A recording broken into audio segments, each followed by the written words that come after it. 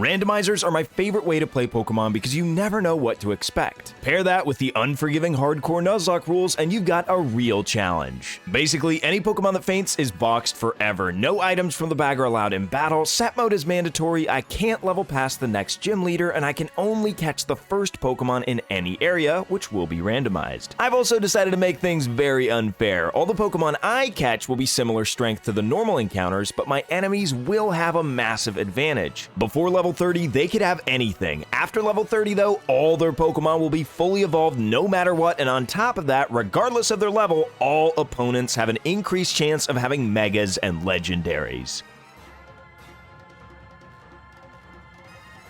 You want us to call you Dingus? Why would I want that, Shauna? My starter selection is honestly epic, and while I love Oshawott and Sandile dearly, I gotta go with Trapinch. I name her Ecclesia, and the craziest thing I found out is that Trapinch gets superpower at base in X and Y. You'll also notice that she's got Leaf Guard as her ability. For some extra fun and chaos, I've decided to randomize all abilities, and while Leaf Guard does basically nothing for Ecclesia, I still think Trapinch was a great choice. But let me know what you would have picked. On Route 2, my first wild encounter is a Lotad. This was one of my favorite Pokemon when I was like 8. It's so cute. I've since refined my taste, but I'm still happy with little Naturia Pineapple here. Light Metal is pretty dog as abilities go, but I'll take it. In Santaloon Forest, I find a Magikarp I name Leviathan Dragon, and Gooey is a pretty good replacement for Gyarados' Intimidate. Not quite as good, but still very useful. Since any trainer can just randomly have a legendary, I gotta dodge as many trainers as I can to not get accidentally wrecked. And as I'm being careful on Route 4, I run into a wild Ivysaur, a fantastic pickup this early, so I name her Predaplant Chimera Flesia, and Lightning Rod I suppose could come in handy. To get the last encounter I can find before the gym on Route 22, there's a mandatory trainer. I decide to take my chances, and her first Pokemon is a Clefairy, which is easily defeated. But then she sends in a Noivern. It only has Tackle to hit me, but paired with Supersonic and Screech, it's a formidable opponent. I get confused with both Trapinch and Ivysaur before just trying to get some damage off, and it took a bit of switching around, but eventually a few bites add up to take it out. Would I say that trouble's worth it from Measly Corsola? No, especially not one with snow warning. Ew! At this stage, we've got all the encounters we can get before challenging Viola, who leads the fight with a Zigzagoon. I start with Lotad, who takes a decent chunk from a headbutt and fires off a growl. Zigzagoon then uses Tail Whip as I hit it with an Energy Ball through Nature Power, which does a ton. Not wanting to go down to headbutt though, I swap into Ivysaur, who takes a growl. A Vine Whip then leaves Zigzagoon in the red as it hits me with a Tackle. This baits out Viola's potion, which we don't want her using on something more difficult to deal with anyway, so it works out. I get off a Leech Seed to recover some health and eventually KO the Zigzagoon with a few more Vine Whips. Viola then sends in a Mega Venusaur. Really had to upstage me like that, huh? This is bad, but at least Ivysaur is immune to Powders and Leech Seed, so I start firing off growls as Venusaur does the same to me. It only has Tackle and Vine Whip to hit me with, so I decide to drop its attack as much as possible, getting it to -6 before I desperately have to swap out at just 4 HP. I first swap in Lotad, which was incredibly useless since it basically can't touch Venusaur at all. Realizing this, I swap in Ecclesia, and the plan was to set up Sand Tomb to get some damage over time, but it goes horribly wrong since I miss twice and get Leech Seeded. Realizing this might mean I can't even win this fight, I desperately swap into Corsola for a few turns of chip damage with Hail. I swap around a bit for the chip damage and use Bubble to try and get a speed drop to no avail. The Venusaur is able to do quite a lot of damage with a quad effective Vine Whip, and it wouldn't be the end of the world if I lost Corsola, but I do have Recover to continue keeping it alive for a bit, trying to fish for that speed drop a bit more, still with no success. The whole thing is a mess of me healing with Recover, Venusaur healing with Leech Seed, and me trying to use Harden to take less damage from Vine Whips. And honestly, this plan wasn't really getting me anywhere because Venusaur was getting more health with Leech Seed each turn and I wasn't getting any speed drops. Realizing that this plan really isn't getting me anywhere, I decide to swap in Lotad, who actually manages to tank a Tackle on 2 HP before swapping out into Ecclesia. I pivot through Lotad first just to make sure that Ecclesia doesn't get Vine Whipped on the switch. I decide to give Sand Tomb another go, and this time I don't miss. As long as I can out-damage Leech Seed heal, I'm fine, but for whatever reason, Viola doesn't go for Leech Seed, opting for direct damage instead. A crit at any moment could end the run, but Ecclesia perseveres and eventually does enough to take out the Venusaur with no deaths. However, Viola has a third Pokemon, and this is a good time to bring up that I made it so that every boss fight has one additional Pokemon for an even higher chance to face legendaries and megas. But her final final Pokemon is Alomomola, which unfortunately for her only has Aqua Jet to attack with, so after setting up a few Hardens and being able to recover any damage, I can just do slightly more damage with Tackle than she heals with Aqua Ring for a very slow win to a very scary first gym fight. Lotad did get to level 14 during the fight though, which means it evolves into Lombre, which is a great opportunity to show you guys that Pokemon keep the same randomized ability when they evolve. Ooh, choice specs. Our next destination is Lumiose, where we have to face Mr. Steal Your Mom, Sycamore. His first Pokemon is Licky Licky, who can only deal damage with Lick and Power Whip, so a few turns of Leech Seed and Poison deals with it easily. Then Sycamore sends in a Mega Abomasnow, and this thing pretty much counters our entire team, and it does have Icy Wind at this level. I figured that I might have a chance though as I swap in Corsola, remembering that I have Superpower on Ecclesia, but I'd be slower after an Icy Wind as I swap in. So I decide to go for a few Bulldozes first with Corsola to guarantee I outspeed. I then swap out into Ecclesia, really hoping that I can tank an Icy Wind here, and by some miracle, I manage to survive it on a fourth of my HP. Then, since we've already put some damage on the Abomasnow, we're definitely going to be able to take it out with the Superpower. His final Pokemon is a Sandshrew, which I can easily deal with using Lombre. This means we get the choice of 3 Pokemon, and while all of them are goated picks, I end up going with Fletchling for some type diversity on the team. I probably should have picked Swinub here, and you'll see why later. However, Guts on Mercourier here is a really good ability. My Route 5 encounter happens to be an Electrike with Rockhead that I name Raigeki. Now, Route 5 has our first mandatory double battle, and I could skip it by having just one Pokemon, but I don't want to play the rest of the route that way, and of course they would have a Garchomp. Luckily, Mercourier is fastest and can fire off a Growl to lower attack, but the Skarmory has Contrary and gets a boost instead. This is bad, but I kind of have to use Growl again to not worry about the Chomp. The Skarmory is also making my life a bit easier by using a special move in Swift instead of its physical peck. The next turn, I peck the Garchomp as Ecclesia gets pecked as well. The Garchomp just uses Sand Attack on Trapinch, and luckily I don't miss through it, taking Garchomp down into the red with Bulldoze. I really don't want Trapinch to get pecked here, so I swap out into Corsola, who can resist it and set up the Snow, but I have to stay in with Mercourier to take out the Garchomp with a Quick Attack. That's one huge threat out of the way, but we still have to deal with this +2 Skarmory. From here, I know Skarmory can only hit me with Peck, so I send in 2 Mons that resist it, and eventually take it out with some Bubbles. Honestly, a pretty crazy one to get out of without any deaths. Upon reaching level 18, Mercourier evolves into Fletchinder, and I can reach Route 6 where my encounters is a Gale Wings Larvesta, a really sweet pickup. I then have to watch some fireworks with Shauna,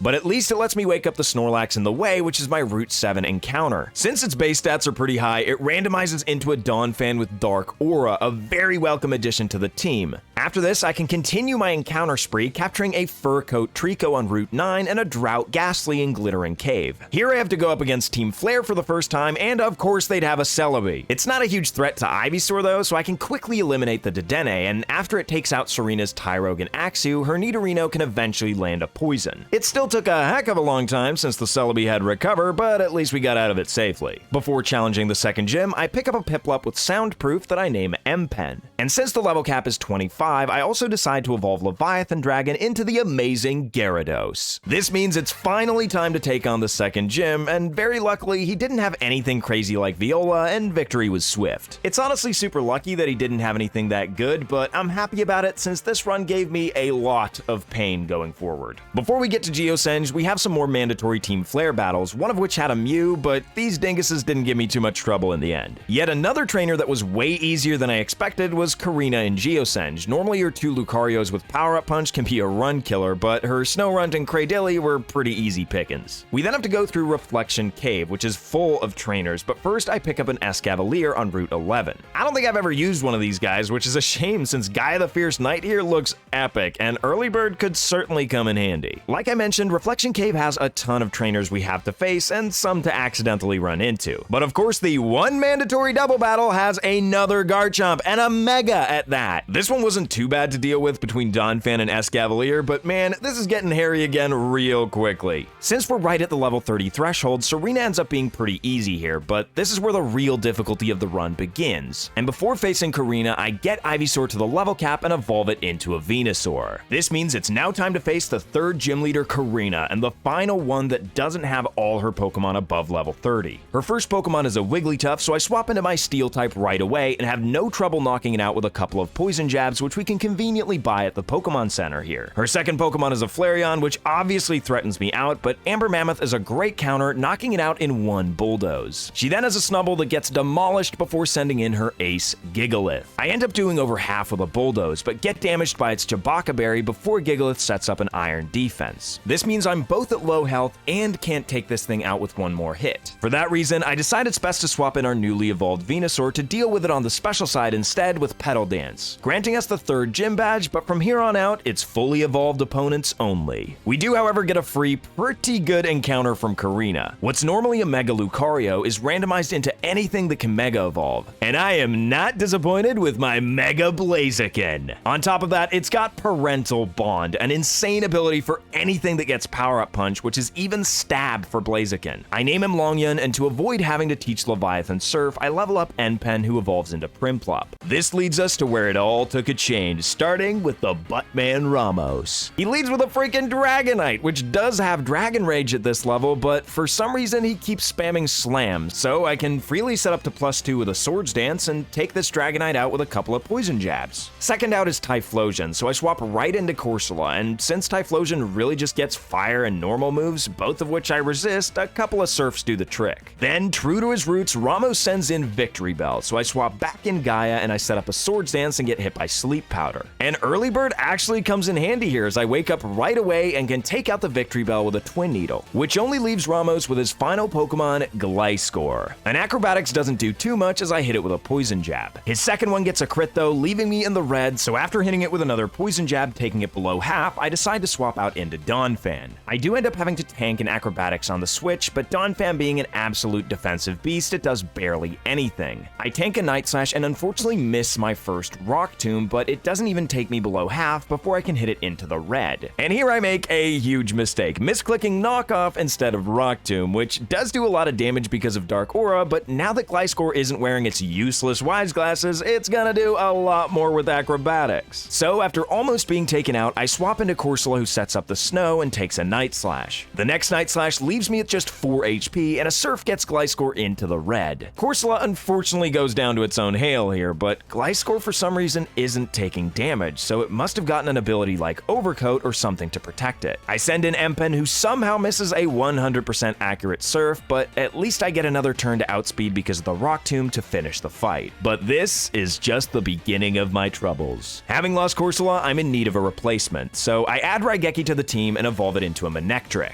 The Team Flare fights in the power plant were surprisingly uneventful for what's to come, but at least Mercurier evolved into a Talonflame. And with preparations out of the way, it's now time to take on the 5th gym leader, Clement. And why am I not surprised that this guy has a Jinx on his team? And honestly guys, I forgot that Jinx was as fast as it was and immediately get flinched by a Heart Stamp. So I swap into Gaia, who can erase this foul miscreation with an Iron Head. Clement then sends in a Mega Gyarados. I get hit hard by an Aqua Tail and test damage with Twin Needle, which unfortunately doesn't get the poison. Forced to swap out, I go into Venusaur, who gets leered on the switch. I then seem to have immediately forgotten this and the fact that Gyarados has Ice Fang, which totally destroys Venusaur. A huge misplay on my part, losing us one of our best Pokemon, so I send in my own Gyarados. I get hit by a Leer as I try to get damage with Ice Fang, doing nothing but activating its Snowball, boosting Gyarados' attack. Oh, come on. The next turn, I get hit by a Leer as I get some more pitiful damage in with Aqua Tail, and I realize that I can take this thing out with Manectric, but I'm gonna have to sacrifice something in the process, and unfortunately, Gaia is gonna have to be that guy. I then send in Manectric, and since it's Clement who gives us Thunderbolt, I have to use Spark here and hope that it KOs, but it is enough to take out the Gyarados. Finally, Clement then has a Tropius and a Swoobat, but they're nothing to Leviathan. Having lost a full third to my team to that Gyarados, I decide to replace Venusaur with another grass starter, Thick Fat Sceptile. I also evolve my Drought Haunter into Gengar. I was just having a conversation with Lysandra about Mega Evolution. Dude, don't remind me, the wound is still fresh. Moving on, we have another fight with Serena, and at this stage, my team actually has some strategy to lean on. After setting up the sun with Gengar, Parental Bond Blaziken is a near unstoppable force, trampling her pathetic team with ease. Our next gym leader fight is then versus Valerie, who makes the big mistake of leading with a Spinda as I send in Blaziken. This just grants me a free +2 with Power-Up Punch, and from there, it's lights out for Valerie. It's good that the game is giving me some confidence before knocking me to my knees. I'm interested in Pokeballs because they're used to catch Pokemon. Dude, you don't have to specify that. That's like saying you're into chairs because you like sitting. Like, that's the only function, dog. Ooh. Ooh, a Venusaur. Wait a second. You just have to say that you're fine when you're not. Sorry to bother you, but I like little things. Hey, not cool. After evolving M-Pen into Empoleon, I head to Route 17 where I pick up Piloswine with huge power, baby. Paired with that sweet speed boosting nature, I knew what kind of greatness I was witnessing. But after good times come hard times, and hard times were on the way fast.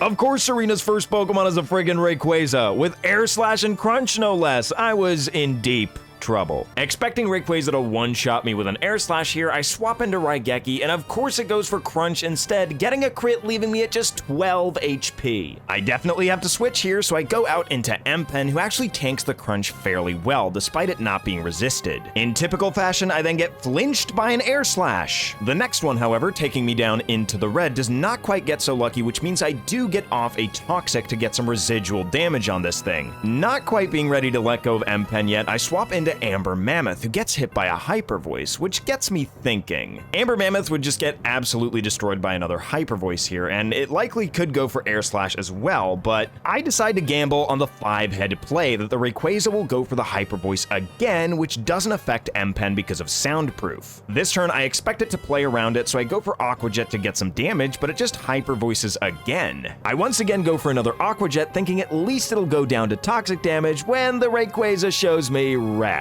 Most of my hope left me in this exact moment. And to make things worse, I misclick Toxic the next turn, wasting a turn of sleep. I then swap in Donphan for the second sleep turn, who the following turn gets hit by a Crunch into the red, but manages to connect with a Rock Tomb, lowering Rayquaza's speed. After which, M-Pen is gonna have to make the ultimate sacrifice, also that I can safely bring in Gengar. If only I would have given Gengar the choice specs, because a Dazzling Gleam isn't quite enough, which means Rayquaza reaps another soul. And thus, much like last time we were in trouble, it's up to Raigeki to get us out of it, and a Choice Specs Thunderbolt is going to be more than enough to take care of Rayquaza. Raigeki is then immediately threatened out by the incoming Nidoqueen, and Sceptile tanks a Body Slam very well because of its fur coat. I go for a Bulldoze, but dissatisfied with the damage output, I go for a Power-Up Punch to boost my attack, and unfortunately get paralyzed by the next Body Slam in the process. Honestly, pretty unlucky. Nidoqueen then outspeeds and hits me with an Earth Power, and even with +1, another Bulldoze isn't enough. The next turn I get paralyzed, so I try for a desperate Quick Attack that just barely falls short, spelling the end for yet another team member.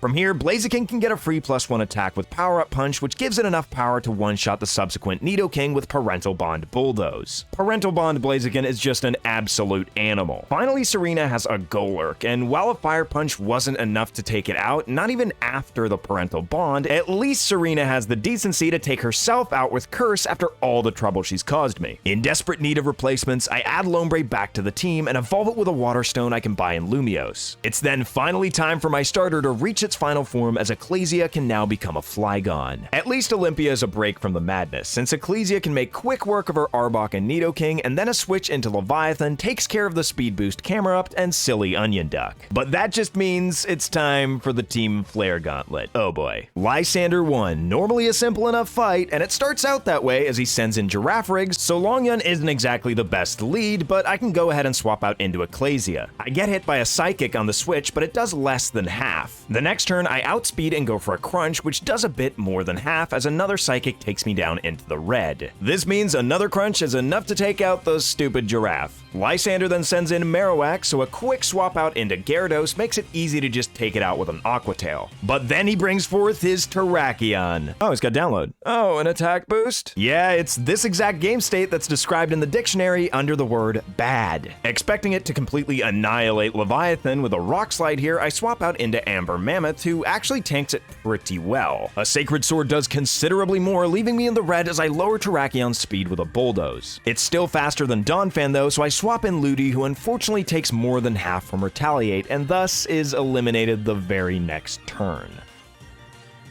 Blaziken with its base 80 speed is at least faster after the Bulldoze drop and can score a KO with Power-Up Punch, which immediately bites me in the rear as an Imposter Mesprit comes in. So I have to swap into Gyarados dodging the Bulldoze, and since Leviathan resists all of Longyun's moves, I can easily knock it out with an Aqua Tail. Finally, Lysander has a Pidgeot, which doesn't take very much from an Ice Fang after Feather Dance, so I swap in Specs Raigeki to once again clean things up. With another team member down and some of the toughest battles of the base game ahead of me, I figured it's time. Time to grace my team with one so heavenly endowed as Huge Power Mamoswine. Nothing compares to Huge Power Mamoswine. The mountain from Game of Thrones? Not even close. Your uncle who's the strongest guy in your family? Forget about it. Lysander? The man is crying before his second fight. Why? Because he knows as well as you and I that all his Pokemon will be instantaneously eradicated by the strongest of them all. Heck, I don't even care if you throw another Rayquaza at me. With my speed boosting nature, moving first and erasing that ugly ozone-dwelling sock puppet from the history books is inevitable. It's kinda cool that Yveltal randomizes into Articuno, which I can't use due to it being legendary, but we still have one more fight with Lysander to go. Except I beat him so bad in that last fight he had to go back to preschool. But regardless, he's back with a vengeance, and this time leading off with a Snorlax as I send in the chosen one, Mamoswine. And as bulky as Snorlax is on the special side, it stands no chance against a Huge Power Earthquake. This baits in a Charizard, so I swap into the albeit lesser Gyarados, who can at least tank a flamethrower a bit better. Here I learned that this fire starter also sports the Parental Bond ability, which does a decent chunk the next turn using Wing Attack before I eliminate the warmth of fatherhood with an Aqua Tail. Lysander's next Pokemon is a Tyranitar, so I swap into my own Fatherlord, who tanks a resisted Crunch well. And this being one of the only two fights where I get to Mega Evolve, I take my chance. Man, they really outdid themselves with Mega Blaziken. This is just what regular Blaziken should have looked like. And a single Power-Up Punch is enough to take out the T-Tar, granting me an attack boost in the process. From there, I one-shot the Nidoqueen with Parental Bond Bulldoze, and unfortunately for Lysander, his Mega is randomized into Mawile, which of course goes down to a Fire Punch. The original purpose for this device was to bring back a Pokemon to life, but I've mostly been using it to print pictures of Gardevoir that satisfy my— Dude, what the fuck? On the road towards Snowbell, we must take on the friend Gauntlet. Hey, do you know what's about to happen? Nope, I was truly unaware of what was about to unfold. While Shauna was a free win, taking out the Omastar with Mamo, Simipour with Raigeki, and Blissey with Blaziken, the real threat was always Tierno.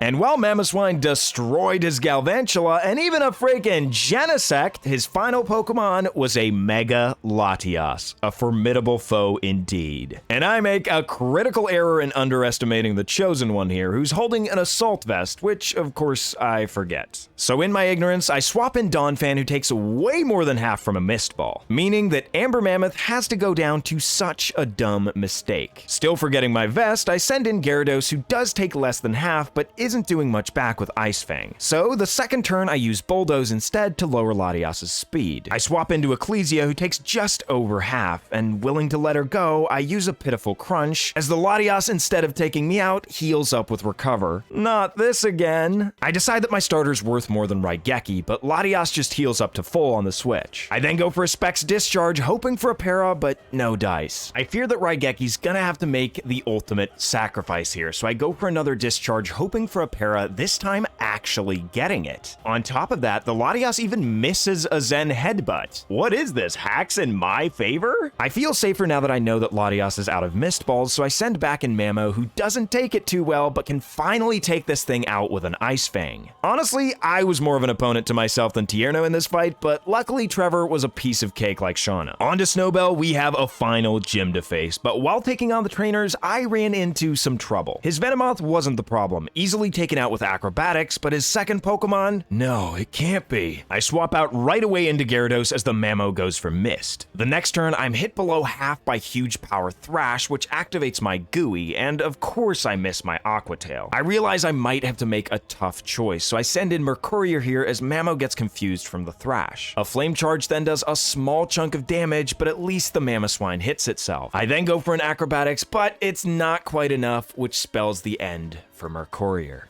With the Gooey drop, however, I at least know that Blaziken outspeeds and can take it out. With one more gym fight left, I'm once again making preparations, and this time evolving Godarla into Volcarona.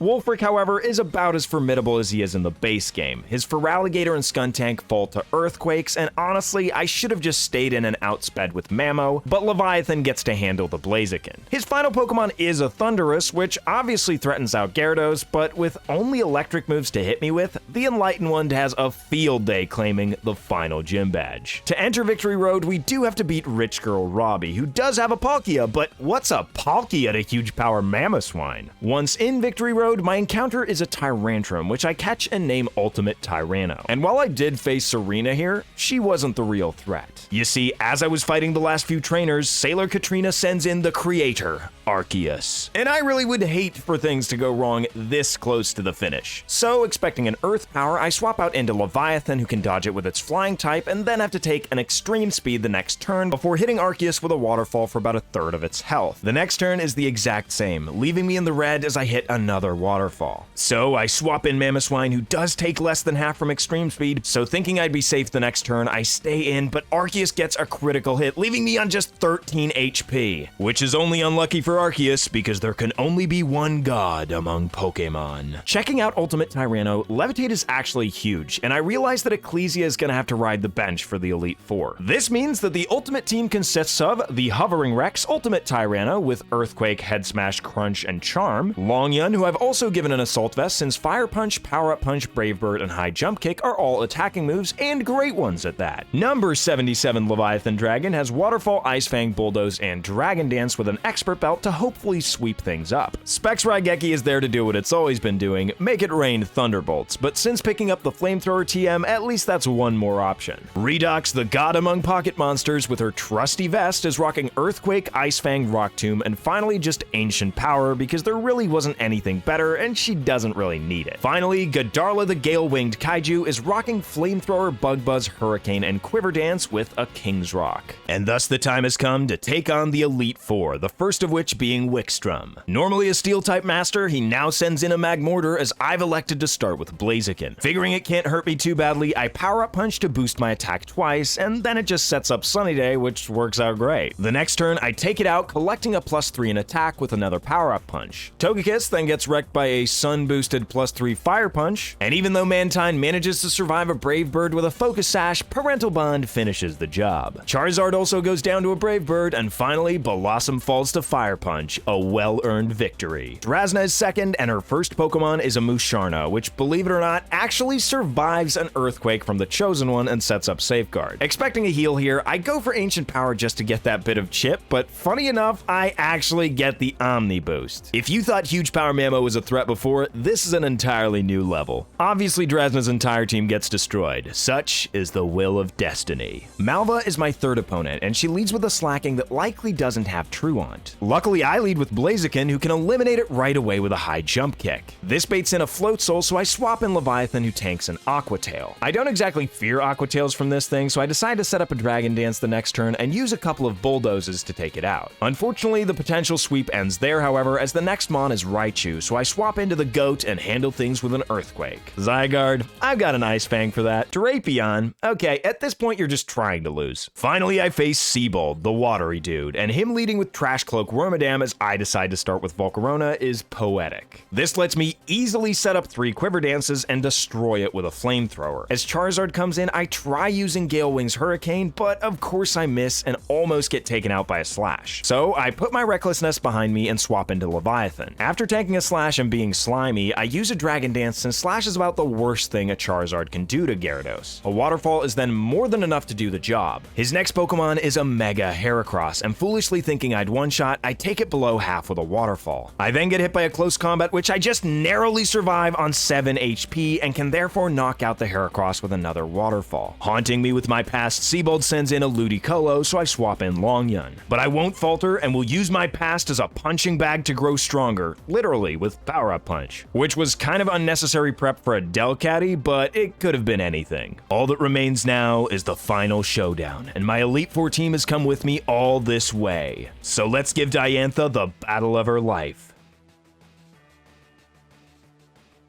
Leading off the fight with a Hitmontop, it's not the best matchup for Mamoswine, so I go ahead and swap out into Gyarados as soon as I can. I then instantly destroy the Hitmontop, but in hindsight, I should have set up some Dragon Dances here for sure. But maybe it was a blessing in disguise that I didn't, because she next sends in an Ampharos, so I go ahead and swap into Mamoswine as she goes for a Thunder. I then try to go for an Earthquake, but this Ampharos had Levitate. Either way, my Assault Vest is pulling its weight as I take a couple of turns to take it out with a couple of Ice Fangs instead. Following this is a Trevenant that gets absolutely demolished. Tentacruel is a lot faster than Mamo, however, so I swap into Leviathan again, and after eating a Sludge Wave, a single Bulldoze is enough to flatten it. Then second to last is a Cacturn, which falls immediately to an Ice Fang, and finally... no, not again. Of course, she has to have one of the Megas that's given me the most trouble during the entire run. I can't switch here and risk a Dragon Dance, so I stay in and hit it with a Bulldoze to lower its speed back down. With this reasoning, I'm stuck bulldozing this Mega Gyarados until it takes out my own Gyarados. But after a couple of turns, it goes for a Rain Dance instead. After yet another Dragon Dance, I hit it down into the red, which means Diantha will heal the next turn. But I decide to just stay in and get another free -1 with Bulldoze, putting me ahead of its Dragon Dancing, which does continue for another 2 turns before I decide to swap in Raigeki as she greedily grasps for more power. And since I outspeed, we'll finish this fight like any other with a Specs Thunderbolt. It's game over for Diantha, and that's how I beat a Pokemon Y Randomizer Hardcore Nuzlocke. I may have made some amazing friends along the way, but most importantly, I finally answered the age-old question of what is the strongest Pokemon.